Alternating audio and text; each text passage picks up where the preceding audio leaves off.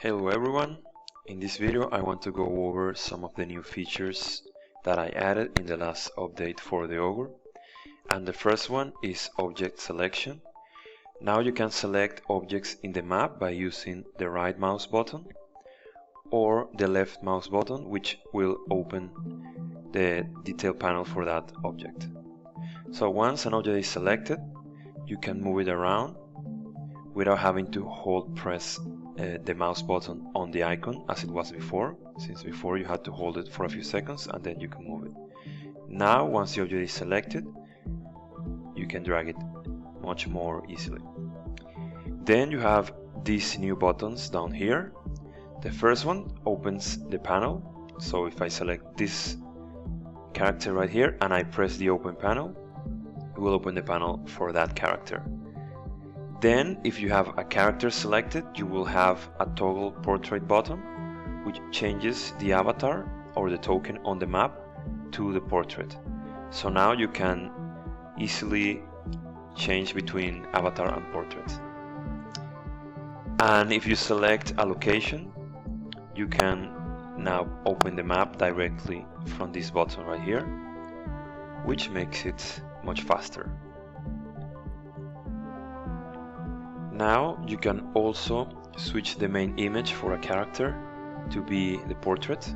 So now every time that you open this character details, it will display the portrait, and you can do the same for your player character.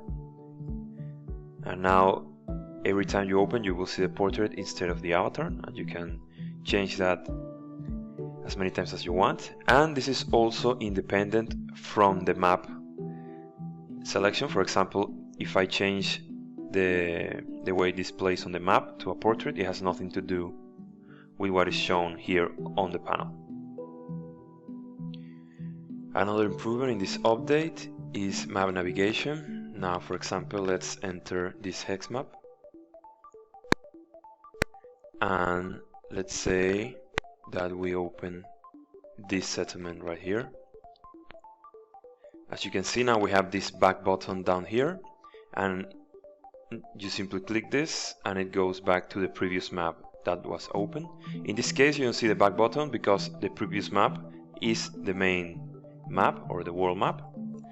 But now you can go into as many maps as you want, and the Augur will always remember the previous map and the previous map before that, all the way back to the world map. Another feature that I added is grids, which is still a bit experimental, but it works right now. To enable grids, you go into the configuration panel for the current map, and now you have these options right here. The first one is show grid.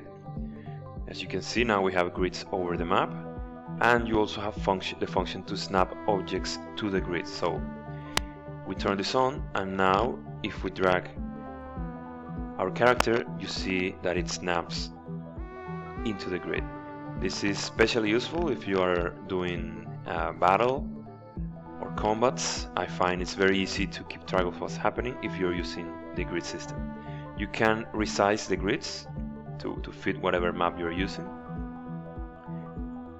and remember that you can also resize the individual icons using this slider right here. So this resizes every icon at the same time. And if you want to change only a specific icon, you select the object, and now you have these buttons right here. This one, this handle, resizes only that specific icon.